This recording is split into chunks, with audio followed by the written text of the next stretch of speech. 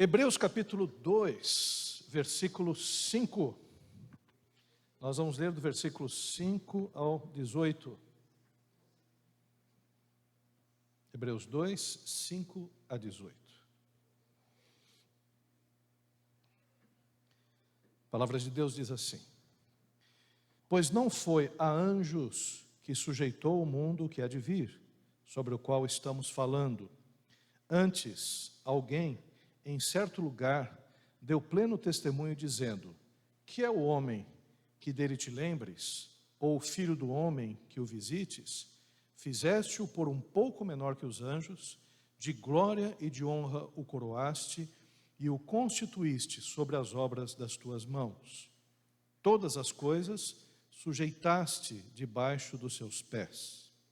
Ora, desde que lhe sujeitou todas as coisas, nada deixou fora do seu domínio. Agora, porém, ainda não vemos todas as coisas a ele sujeitas. Vemos, todavia, aquele que, por um pouco, tendo sido feito menor que os anjos, Jesus, por causa do sofrimento da morte, foi coroado de glória e de honra, para que pela graça de Deus provasse a morte por todo o homem. Porque convinha que aquele por cuja causa e por quem todas as coisas existem, conduzindo muitos filhos à glória, aperfeiçoasse por meio de sofrimentos o autor da salvação deles. Pois tanto o que santifica como os que são santificados, todos vêm de um só. Por isso é que ele não se envergonha de lhes chamar irmãos, dizendo: A meus irmãos declarei o teu nome, cantar-te-ei louvores no meio da congregação. E outra vez, eu porei nele a minha confiança, e ainda, eis aqui estou, eu e os filhos que Deus me deu. Visto, pois, que os filhos têm participação comum da carne e sangue, destes também ele igualmente participou, para que por sua morte destruísse aquele que tem o poder da morte, a saber, o diabo. E livrasse todos que, por pavor da morte, estavam sujeitos à escravidão por toda a vida, pois ele, evidentemente, não socorre anjos, mas socorre a descendência de Abraão. Por isso mesmo, convinha que em todas as coisas se tornasse semelhante aos irmãos, para ser misericordioso e fiel sumo sacerdote nas coisas referentes a Deus, para fazer propiciação pelos pecados do povo, pois naquilo que ele mesmo sofreu, tendo sido tentado, é poderoso para socorrer os que são tentados. Oremos. Pai querido, nós queremos te agradecer, Pai, por esse culto, Senhor, de celebração, de adoração ao teu santo nome. Queremos dizer, Pai, que nós estamos muito felizes, Pai, de estar aqui, Senhor, com os irmãos, de estarmos adorando a Ti, Senhor, orando juntamente com os Teus filhos, porque, afinal de contas, Senhor, esse momento é um momento, Senhor, que nós guardamos, ó Pai, para nos comunicarmos contigo. E, Pai amado, nós te pedimos, Senhor, que após a leitura desta passagem, que o Teu Espírito Santo, que está em nossas vidas, que nos ensina, Senhor, a Tua verdade, que nos guia, Senhor, para que possamos lembrar, Senhor, das palavras de Jesus, que o Teu Espírito, Senhor, venha falar ao nosso espírito, de tal forma que esta palavra, ela não fique apenas, Senhor, na nossa mente, mas também trabalhe no nosso coração e no nosso espírito, Pai. Faz isso. É o que nós te pedimos, em nome de Jesus. Amém. Queridos irmãos, irmãs, eu gostaria de falar hoje acerca dos aspectos da humanidade de Jesus. Esta foto que eu retirei é de um filme que fala sobre a vida de Jesus e mostra Jesus, né, com o emprego, com o trabalho que ele tinha, que era justamente o trabalho de carpinteiro. Ele, como José, né, foi ensinado nesse ofício. A gente, quando pensa em Jesus, a gente pensa muito mais em alguns aspectos, claro, das Escrituras Sagradas, mas desconsidera que Jesus Cristo viveu 33 anos. A gente, lendo os Evangelhos, a gente sabe que os Evangelhos não são apenas biografias. Aliás, se fossem biografias de Jesus, se preocupariam em falar de Jesus durante os 33 anos. Os evangelhos são, na verdade, um anúncio para que as pessoas possam entender, através da vida de Jesus, principalmente nos últimos 3 anos, acerca da sua salvação.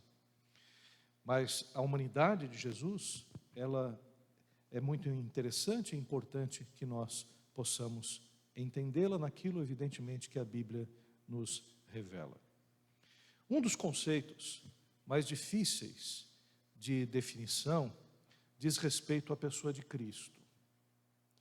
Isso faz dele o personagem mais intrigante e discutido em toda a face da terra. O que havia sido predito, porque João já tinha dito que se escrevesse tudo aquilo que Jesus Cristo disse e os sinais que ele tinha feito, os livros da terra não caberiam para que pudesse descrevê-lo.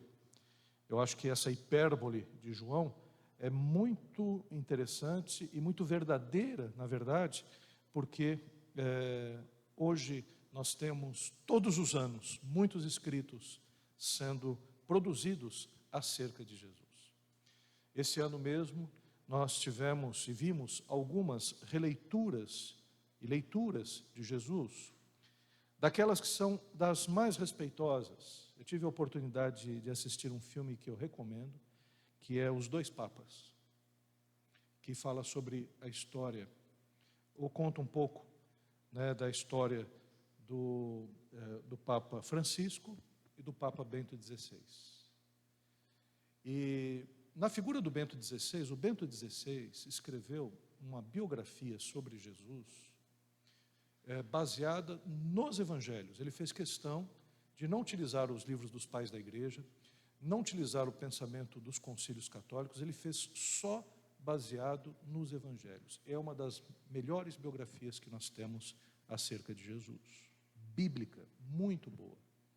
Então a gente vê até uma forma respeitosa. E até o Papa, eu falei, eu disse isso antes do Papa, né? Eu falei que Jesus Cristo, quando nasceu, ele nasceu em Belém.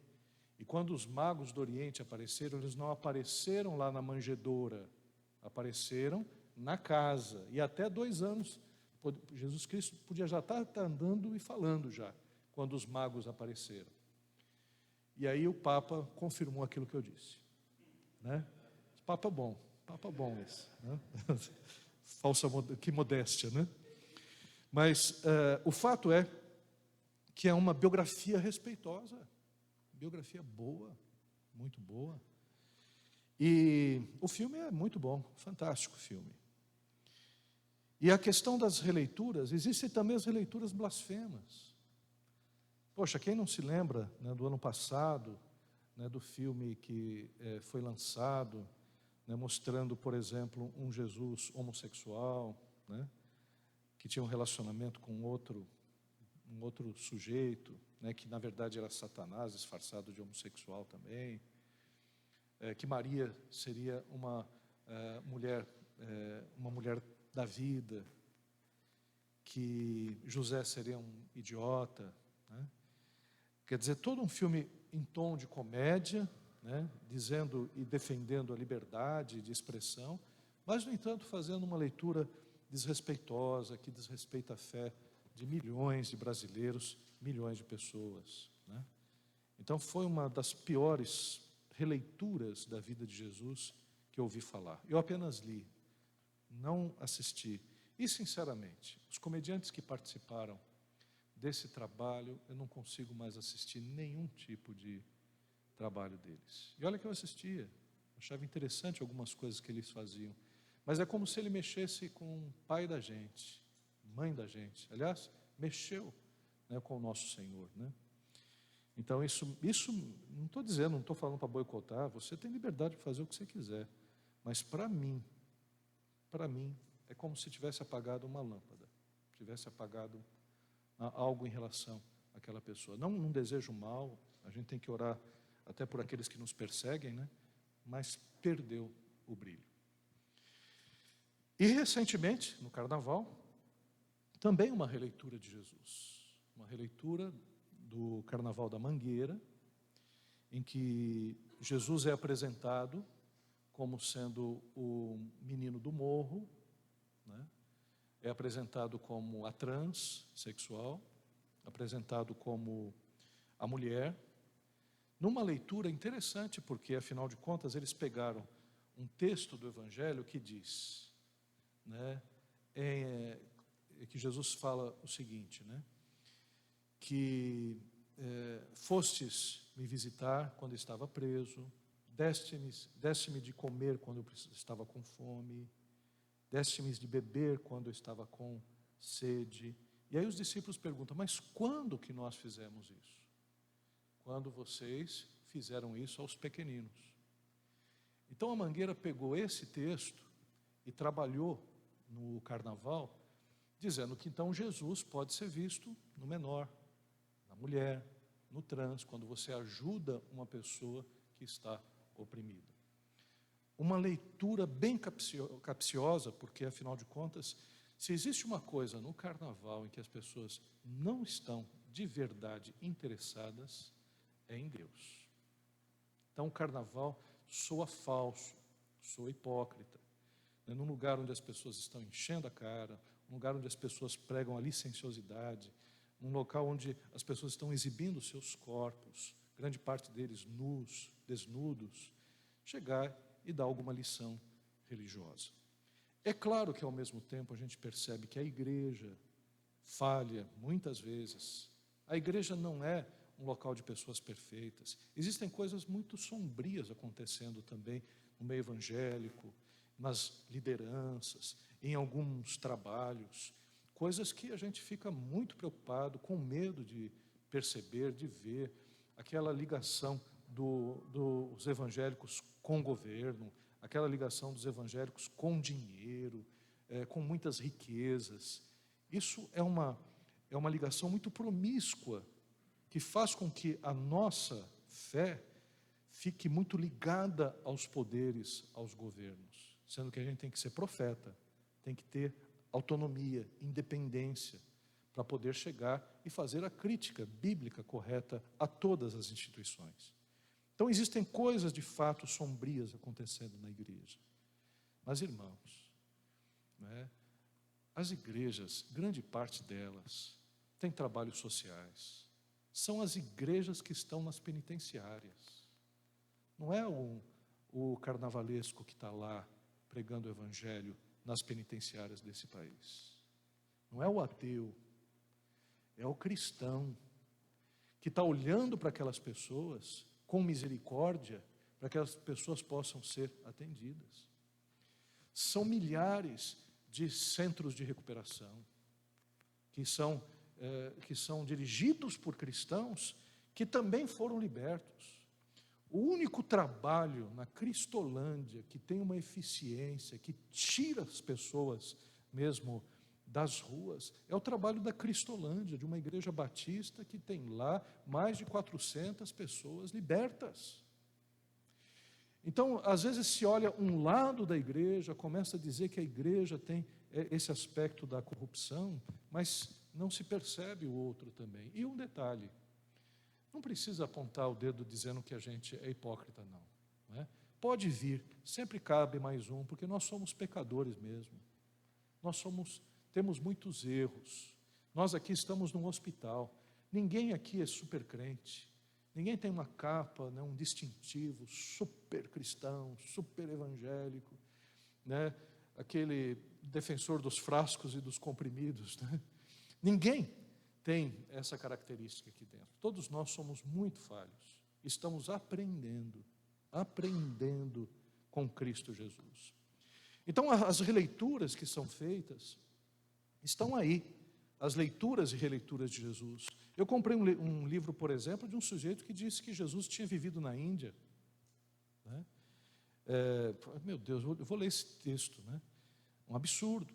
Já na época de Jesus, você tem os livros apócrifos, o Evangelho de Tomé, o Evangelho de Bartolomeu, o Evangelho de Pilatos, não sabia nem que Pilatos tinha escrito o Evangelho, Maria Madalena, e tantos outros livros apócrifos, que não foram eles os personagens bíblicos que escreveram. Um livro de 300, 400 anos depois, que depois até surgiu a chamada Bíblia proscrita. Aliás, os apócrifos, os proscritos da Bíblia, textos, 3 livros mostrando evangelhos apócrifos, também Atos apócrifos, Apocalipses apócrifos, que foram escritos como sendo releituras de Cristo e dos evangelhos. Agora, o que esse texto de Hebreus nos ajuda a entender sobre a face humana de Cristo Jesus? O contexto da passagem é conhecido. O autor busca apresentar o caráter ímpar da pessoa de Jesus aos judeus helenistas. Usando de uma linguagem simbólica, Hebreus apresenta por analogias aspectos da obra de Jesus Cristo como Senhor e Salvador. Aliás, veja na sua Bíblia, se a tua Bíblia é aquela que tem aquelas citações paralelas, né, que tem uma letrinha que mostra um outro versículo, se você pegar em Hebreus, você vai ver, pelo menos a minha, que é da Sociedade Bíblica, está escrita assim, bem no rodapé, no capítulo 2, versículo 6 e 8. A referência é Salmo 8, de 4 a 6. Quando diz assim, que é o homem que dele te lembres, ou o filho do homem que o visites, essa é uma referência que Hebreus pega dos Salmos. A outra referência, 2,12, é do Salmo 22, 22, um salmo messiânico, né, que também nós vemos uma referência do salmo: aos meus irmãos declararei o teu nome, cantar-te-ei louvores no meio da congregação, versículo 12. E também o autor aqui, que era uma pessoa muito instruída, ele vai pegar textos dos salmos e textos do profeta Isaías também. Ele cita Isaías 8, 7, né, quando ele fala, e outra vez no versículo 13, eu porei nele a minha confiança. Ele está citando Isaías. Embaixo ele cita de novo Isaías, o outro versículo 18, eis aqui estou eu e os filhos que Deus me deu. E esse autor de Hebreus faz isso o tempo todo. Ele vai no Antigo Testamento, pega textos do Antigo Testamento e mostra Jesus, mostra o ministério de Cristo. Esse autor de Hebreus é uma pessoa que conhece o judaísmo e está pregando para os judeus helenistas. Então, vários elementos e textos do Antigo Testamento são usados como prova, então, por esse autor. Autor desconhecido. Quando estivermos lá nos céus, a gente pode falar, Paulo, foi você que escreveu? Aí, não fui eu não. Quem foi? Não vou falar não, vai procurar, né? Aí, quem foi? Apolo, foi você? Não fui eu não tinha capacidade para escrever esse texto, não. Eu não sei quem foi, né? Mas a pessoa que foi deve ser do círculo apostólico, evidentemente, ou uma pessoa ligada aos apóstolos, e uma pessoa muito conhecedora do judaísmo e do evangelho. Uma definição cristológica. A respeito da humanidade de Jesus, um teólogo do 2º século, Tertuliano, esse sujeito que aparece aí desenhado nessa gravura, africano, de Cartago, ele definiu 2 conceitos importantes. Aliás, era advogado, viu? Os advogados aqui, ele era advogado, esse Tertuliano, um sujeito muito também inteligente. E ele escreveu 2 conceitos, definiu 2 conceitos impressionantes, o da Trindade e o da humanidade e divindade de Jesus. Então ele, ensinando teologia, ele escreveu como definir a Trindade. E aí ele definiu, a Trindade é constituída de 3 pessoas distintas, o Pai, o Filho e o Espírito Santo, e uma essência divina. E não fosse o bastante, porque essa é uma definição muito difícil de ser feita, ele também trouxe uma outra definição a respeito da pessoa de Jesus. Sobre Jesus Cristo, ele afirmou que é uma pessoa, com 2 naturezas. Uma natureza, uma essência divina e uma essência humana.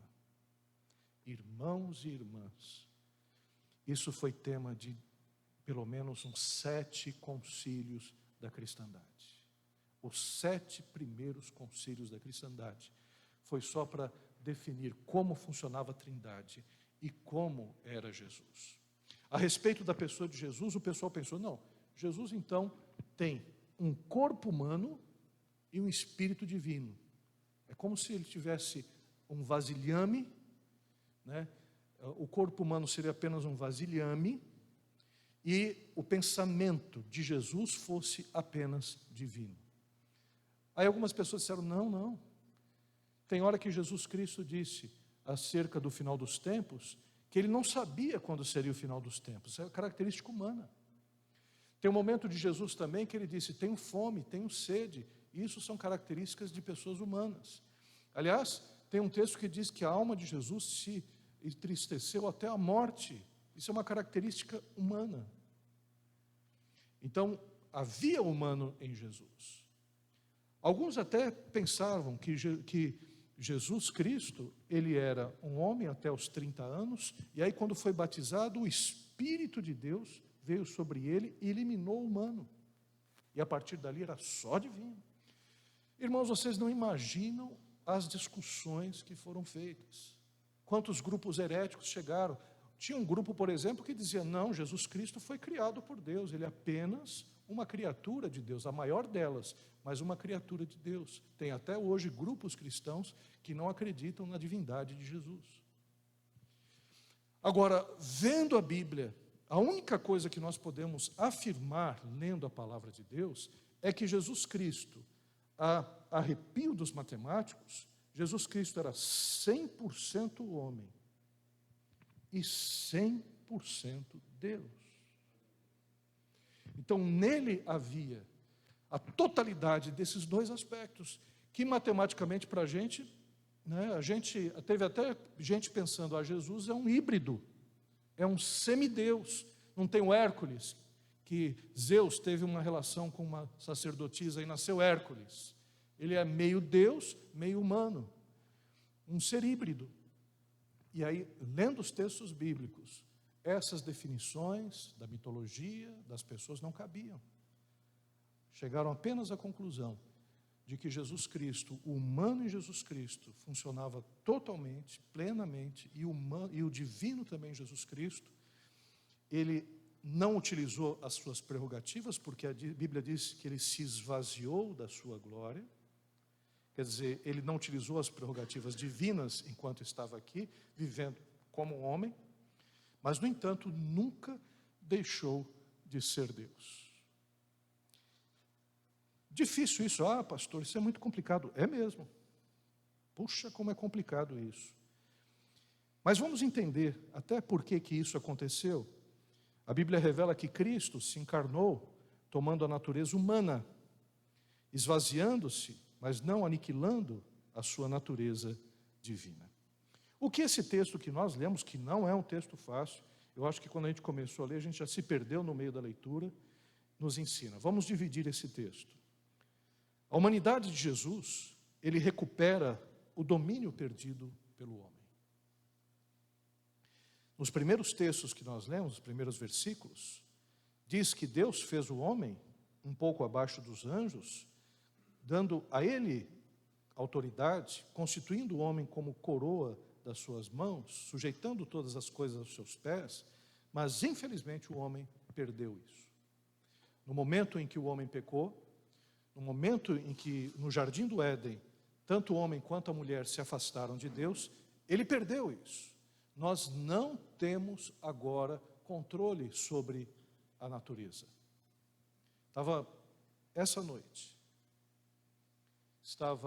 acordei, não sei que horário que foi, como eu costumo, fui andar descalço, aí fui para a cozinha, no escuro, porque eu não acendo a luz, aí eu cheguei, pisei em alguma coisa.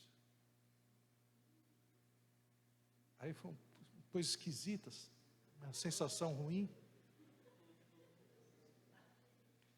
Aí eu cheguei, passei direto, falei, depois eu vejo que isso. Aí fiquei pensando, será que eu pisei naquele maldito inseto? Aí eu acendi a luz, irmãos. E ainda deu para perceber a alegria da barata fazendo assim. Eu não sabia se matava a barata, se ia para o chuveiro lavar o meu pé. Fui para o chuveiro lavar o meu pé. Depois eu voltei e terminei o trabalho. Mas eu digo isso porque a gente não tem controle sobre um inseto. A gente não tem controle sobre um vírus que está varrendo o mundo. Um vírus. Fizeram uma cadeia a respeito de que animal teme o quê, né? E nessa cadeia tinha uma parte humana, mostrando que o homem teme a mulher. A mulher teme a barata, então a barata está no topo dos animais, né, mais temidos da face da terra, né? Mas o que a gente pode perceber, é claro que eu estou falando de uma forma jocosa, é que a gente não tem controle sobre a natureza. A gente estraga a natureza, muito pelo contrário. A gente sofre uma inundação. Você vê aquilo que aconteceu lá, que aconteceu em Santos, em Guarujá. A gente tinha uma casa lá, que era a casa do meu sogro, perto lá daquele morro, né, um pouco antes, na Praia da Enseada. E aquilo era uma vegetação, um morro, e não havia casas naqueles morros, havia embaixo. A gente poderia dizer, está vendo, esse pessoal construiu lá na encosta, uma hora cai mesmo. Mas não. A própria natureza, encharcada, né, rochas deslizam, infiltração, né, e soterrou todas as casas que estavam ali embaixo, próximo ao Morro dos Macacos e ao Morro João Guarda. Então, a gente não tem controle sobre a natureza. Dizem que até a Defesa Civil já tinha feito um trabalho lá, notou alguma coisa diferente, mas não imaginava que isso poderia ter acontecido da forma como foi visto. Então, nós perdemos o controle sobre a natureza. E Cristo, em sua humanidade, ele retoma o domínio prometido por Deus ao homem, que é coberto pelo pecado. O Jesus homem revela seu domínio sobre a natureza através dos seus milagres e ações. Jesus estava lá no barco, dormindo, estavam atravessando o mar da Galileia, a tempestade se estabeleceu, e ele repreendeu os ventos, repreendeu as ondas. E até os discípulos disseram, quem é este que tem domínio sobre o mar e os ventos? Que até o mar e o vento o obedecem? Porque Jesus Cristo veio a resgatar esse domínio. Ele como um homem, ele esteve aqui nessa terra, fez milagres, mudou elementos, a água para o vinho, curou enfermos. Vamos entender o que é curar enfermos. Se você está curando uma pessoa que tem lepra ou hanseníase, você está mudando, né, as células dela, está mudando o seu organismo, está vencendo o bacilo de Hansen, imediatamente. Então o que Jesus fez foi revelar o seu domínio através de milagres e ações. Em Cristo, a humanidade recupera a sua glória. Foi esse o projeto inicial de Deus em relação ao homem. E em Cristo nós vemos isso. Um segundo aspecto que nós vemos no texto é que em Cristo, né, a humanidade de Cristo viabilizou a salvação. Jesus, ele abre a porta da salvação a todos aqueles que nele creem. Como o último Adão, encarnando-se, sofrendo a morte substitutiva e ressuscitando, Jesus liga-se física e espiritualmente à humanidade. Ele mostra o caminho, ele estabelece como sendo a porta. O que nós vemos, por exemplo, no versículo 10, porque convinha que aquele por cuja causa e por quem todas as coisas existem, Jesus, conduzindo muitos filhos à glória, aperfeiçoasse por meio dos sofrimentos o autor da salvação deles. A salvação, ela só tinha um caminho para o homem. A palavra de Deus disse ao homem, A alma que pecar, essa morrerá. Se você comer desse fruto proibido, certamente morrereis. Morrendo, morrereis, no original. Mostrando que a morte é uma morte não apenas física, mas é uma morte espiritual. Então, quando nós nascemos sem Deus, nós temos uma vida humana, e sofremos duas mortes, a morte física e a morte espiritual, que é o afastamento de Deus. Então, após o pecado, o homem herdou essa morte.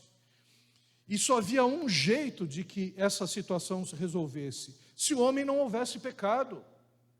Se o homem, Adão e Eva, não houvessem pecado, não tivessem pecado, eles manteriam o seu relacionamento com Deus e a sua vida eterna, não morreriam, não passariam por esse problema.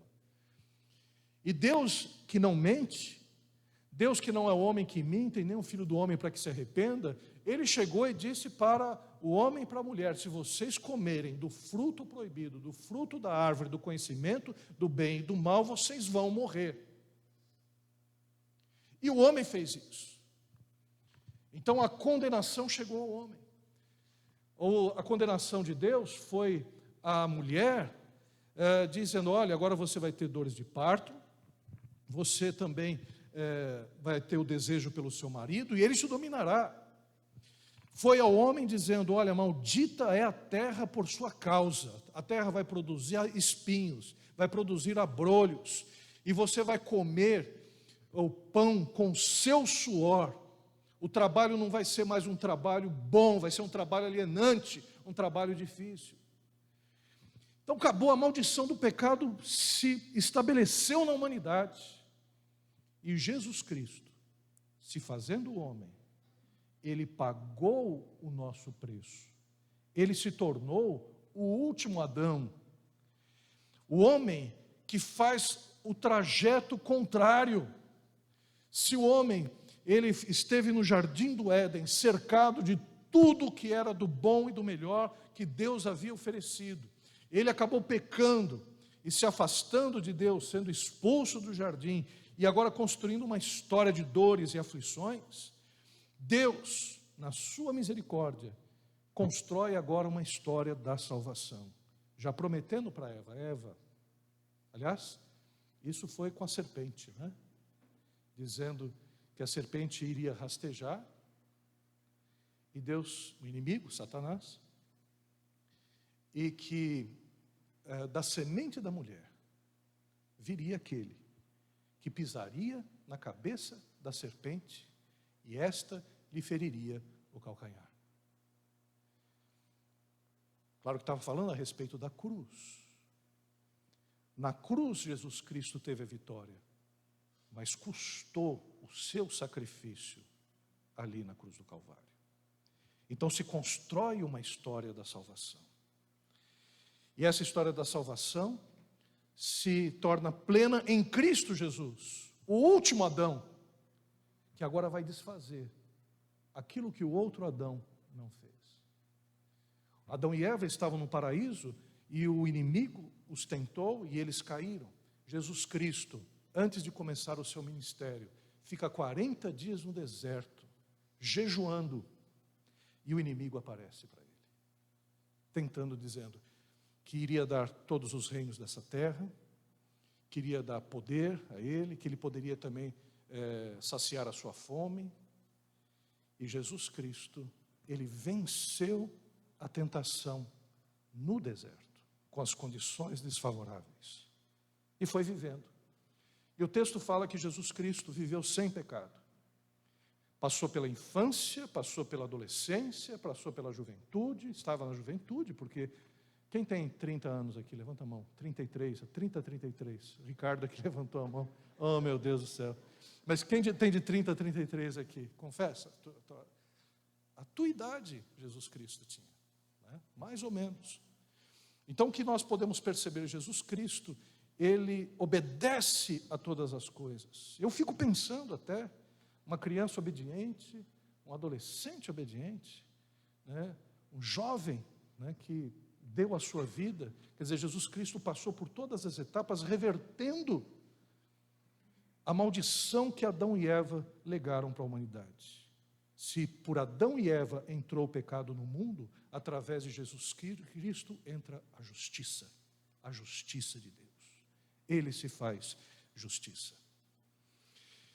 Então a humanidade de Jesus Cristo viabiliza a nossa salvação, porque a alma que pecar essa morrerá e tem justa condenação. Mas Jesus Cristo não pecou, não merecia a morte, não merecia a condenação. Então, Ele morreu a nossa morte, para que nós tivéssemos a sua vida. Glórias ao nome do Senhor Jesus. Sua vinda reconduz a humanidade de volta ao Pai Celestial.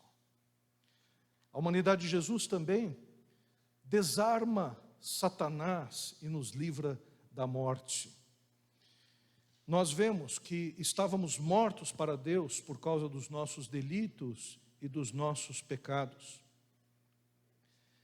Pertencíamos ao reino das trevas e da morte, totalmente à mercê do maligno.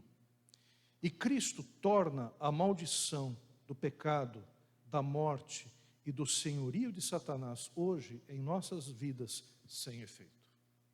Ele anula pelo seu sacrifício na cruz do Calvário. Hoje, nós não temos domínio total sobre a humanidade, mas teremos. E eu fico pensando no domínio que o homem e a mulher perderam sobre aquilo que Deus havia dado, que era a criação. Aliás, o homem até hoje sonha com o paraíso perdido. Na época das navegações, o paraíso perdido era o reino de Xangri-Lá, na Ásia, que acreditava-se que era um reino de Prestes João. Aí foram descobrir que na Ásia não tinha nenhum reino do Prestes João e que o paraíso não estava lá. Aí nas navegações marítimas, quando Colombo chegou aqui, ele disse: cheguei nas Índias. Aí ele percebeu que não era Índia. Pensou que Cuba era o Japão. Fez uma confusão dos diabos. Aí ele chegou e falou: não é o Japão não. Aqui não é, a Ásia. Então o que é? Cheguei no paraíso. Descobri o paraíso. Quer dizer, chegou aqui nas Índias Ocidentais, lá, aqui na América, e achou que tinha descoberto o paraíso. Depois veio Pedro Álvares Cabral para cá, e todos eles com a ideia do selvagem, do paraíso, aqui, aí perceberam que esse paraíso tinha serpentes venenosíssimas, que na Mata Atlântica não dava nem para entrar. Gente do céu, não sei se vocês já foram acampar em Paraty, acampar em Angra dos Reis, passear lá, fazer um camping selvagem. Um dia a gente se meteu a fazer isso, pegamos um barco, fomos lá numa ilha, lá em Angra dos Reis, falamos, vamos descobrir, vamos fazer uma exploração, colocamos o barco lá na praia e vamos entrar. A gente tudo de roupa de banho, tudo descalço. Gente do céu, quando a gente foi entrar naquela mata, já espinhos. A nossa ideia era atravessar a ilha. E a gente foi, não, vamos pela beirada então, vamos pela praia. Aí chegou só pedra. Falei, então vamos voltar. Quando a gente voltou, o nosso medo era que a maré estava subindo. E a gente deixou o barco lá na praia. Ah, meu Deus do céu. Quando a gente chegou, o barco já estava assim, já na água. E a gente conseguiu, porque também tinha gente de oração ali, não era só lazer, né? E a gente voltou. Mas o que a experiência de uma ilhota em Angra dos Reis é que não dava nem para entrar na mata por causa dos espinhos. E aí eles perceberam que não era o paraíso. Quando viram os tupinambás também matando gente para comer, falaram, esse aí não é Adão, não. Esse aí, pelo amor de Deus. Aí que a coisa pegou, aí que português começou a matar mesmo índio e a coisa piorou. Mas o que a gente pode perceber? A gente tem essa sensação do paraíso perdido. A gente até imagina que o nosso paraíso é o espaço. E aí surge a ficção científica, que tenta resolver esse problema. como a Star Trek viaja por esse mundo. Uma facilidade, dobra um, dobra dois, não sei o que, vai, Spock, e vai. Star Wars, né? Uma coisa fantástica. Por quê? Porque é o domínio que a gente perdeu. Vocês entendem o que é isso? Nós perdemos o domínio da natureza de Cristo Jesus. E nós somos saudosos por isso.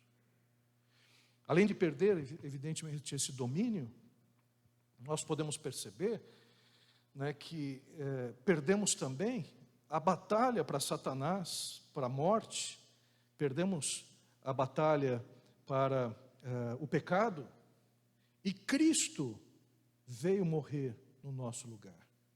E é interessante a leitura que esse autor diz, porque ele mostra que a ceia do Senhor representa a nossa inclusão na morte de Cristo, mas também de sua vitória na ressurreição.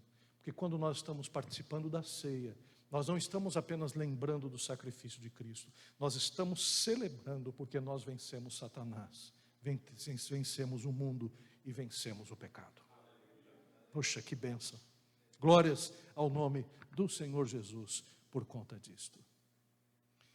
E o último aspecto que nós vemos nesse texto é que a humanidade de Jesus permitiu que ele se tornasse o nosso sumo sacerdote. No finalzinho do texto, nós podemos perceber que no versículo 18, ele é poderoso para socorrer aqueles que são tentados. No versículo 17, ele é o nosso fiel sumo sacerdote nas coisas referentes a Deus. Jesus, ele viveu plenamente como homem, sofrendo todas as coisas que um ser humano padece. Então Jesus Cristo é totalmente solidário à raça humana. Então ele sabe exatamente quais são os nossos medos, os nossos temores, ele sabe exatamente onde a coisa aperta, ele sabe exatamente o que é ser tentado, porque ele foi tentado em todas as coisas, com a diferença que ele não pecou, como diz a palavra, mas ele é capaz de ficar no nosso lugar, ele é capaz de ser o nosso representante humano, ele é capaz de ser o nosso sumo sacerdote. E aí, quando a gente pensa na figura do sumo sacerdote, o sumo sacerdote era aquele que uma vez por ano, ele fazia sacrifícios para o perdão do povo. Esse dia do perdão, todos iam até o templo ou antes do tabernáculo, faziam os seus sacrifícios pelas culpas, pelos pecados, e o sacerdote era aquele que só ele podia entrar uma vez por ano no Santo dos Santos, onde estava a arca do concerto, onde dentro da arca estava a palavra de Deus representada pelos 10 mandamentos, que estava o varão, a vara, o cajado que havia florescido de Arão, dando credibilidade ao ministério sacerdotal. E até mesmo o maná, um símbolo do que tinha acontecido no deserto, mas também nós percebemos Jesus Cristo dizendo: eu sou o pão que caiu do céu, eu sou o maná, né, representando também a Jesus Cristo como o pão da vida. Mas ali, uma vez por ano, o sumo sacerdote, ele fazia a propiciação pelos nossos pecados, pelos pecados do povo. Matava o animal, espargia o sangue na tampa do propiciatório, na tampa da arca do concerto. E ali, ele pedia pelo povo. Diz a tradição judaica, isso não está nas escrituras, né, que eles amarravam uma corda no sumo sacerdote, porque ninguém podia entrar lá, porque se alguém entrasse morreria, apenas o sumo sacerdote. E aí, para que eles se precavessem, vai que o sumo sacerdote não era uma pessoa digna, se ele morresse lá dentro, quem que ia pegar o sumo sacerdote? E já no tecido do sumo sacerdote, nas roupas haviam guizos. Então o pessoal sabia que o sumo sacerdote estava vivo, porque os guizos estavam ali, se mexendo. E o que nós podemos perceber a dificuldade que era para que as pessoas pudessem chegar-se a Deus, ter, né, a sua vida salva, a sua vida redimida, ter os seus pecados perdoados. E Jesus Cristo, Ele se torna o nosso sumo sacerdote. Na cruz do Calvário, o véu que separava o templo, ele é rasgado de alto a baixo. Imagine o susto do sumo sacerdote, daqueles que estavam lá dentro do templo. O véu é rasgado de alto a baixo. Para dizer o quê? E aliás, no ano 70, o templo é destruído, porque já não tinha mais valor, já tinha caducado, não era mais necessário o sacrifício. Porque Jesus Cristo, na cruz do Calvário, Ele era o Cordeiro de Deus que foi morto por nós, até antes da fundação do mundo. João Batista diz: eis o Cordeiro de Deus que tira o pecado do mundo. E o sacrifício de Jesus Cristo é o Cordeiro. Mas além da figura do Cordeiro, Jesus Cristo torna-se o nosso sumo sacerdote, porque é Ele que faz a intermediação. O sumo sacerdote levava os sacrifícios do povo até Deus, trazia as bênçãos de Deus até o povo. Era assim que funcionava. Quando o sumo sacerdote saía daquele ambiente com as mãos levantadas, isso significava que Deus tinha aceitado o sacrifício do povo. Mas quando o sumo sacerdote, ele ficava com as mãos assim, que Deus não tinha aceitado o sacrifício, e apenas no ano seguinte esse sacrifício poderia ser aceito novamente. Agora, Jesus Cristo, nosso sumo sacerdote, Ele faz agora essa intermediação. Nós oramos a Deus Pai em nome de Jesus Cristo, porque quando Deus olha para a gente, Ele não olha o Maurício, Ele não olha os pecados do pastor Ricardo, não olha os problemas do pastor Xavier, não olha os problemas do Rodrigo, não olha, né, as nossas culpas desde que nós nascemos e os problemas que nós nos metemos e as coisas erradas que nós fazemos. Quando Deus olha para nós, Ele vê a Jesus Cristo, o sangue de Jesus Cristo que foi derramado por nós, que nos dá a salvação. E nós que não podíamos olhar para Deus, porque nenhum homem olha para Deus, nenhuma pessoa ímpia, nenhuma pessoa que seja uma pessoa que tem pecados, pode olhar para Deus e viver. Nós não tínhamos como nos chegar a Deus, mas Jesus Cristo se encarnou, o Verbo se fez carne e habitou entre nós, e vimos a sua glória como a glória do unigênito do Pai. Então nós, quando olhamos para Deus, olhamos quem? Jesus. Ele é a exata expressão de Deus Pai. Ele que representa o Deus invisível. Ele que nos faz perceber como chegar-se a Deus, quais as características do reino de Deus. É Ele que nos mostra como viver para Deus. É Ele que nos mostra os aspectos da vida no Espírito. É Ele que nos mostra a verdade de Cristo Jesus. Ele é o nosso sumo sacerdote. Ele é totalmente capaz de nos entender e de proporcionar salvação. Ele é o sumo sacerdote perfeito.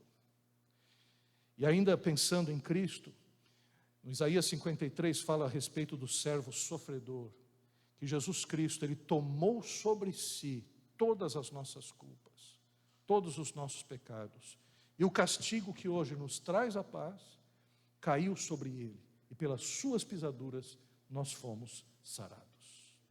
Glórias ao nome do Senhor Jesus. E eu quero encerrar dizendo o seguinte: a pessoa de Jesus atrai a humanidade não apenas pelas histórias incomuns sobre a sua pessoalidade. Também não nos atrai apenas pelas versões históricas de sua existência. Jesus nos atrai porque Ele mesmo disse em João capítulo 3, que importa que o Filho do Homem seja levantado. Tal como a serpente no deserto foi levantada, importa que o Filho do Homem seja levantado. E eu os atrairei a todos para mim. Então Jesus, Ele é o elo. Jesus é o elo dos mundos, do mundo espiritual e do mundo físico. Jesus é aquele que faz a ponte da eternidade para o finito. Jesus é aquele que faz a ponte entre o tempo e a ausência de tempo, o eterno. Jesus é a ponte, irmãos. Uma ponte que nos leva até Ele e nos leva até Deus. Por isso é importante dizer que Ele foi levantado para nos incluir em sua morte e ressurreição, para resolver finalmente o nosso afastamento de Deus. Por isso, Jesus Cristo se fez homem. Vamos louvar ao Senhor.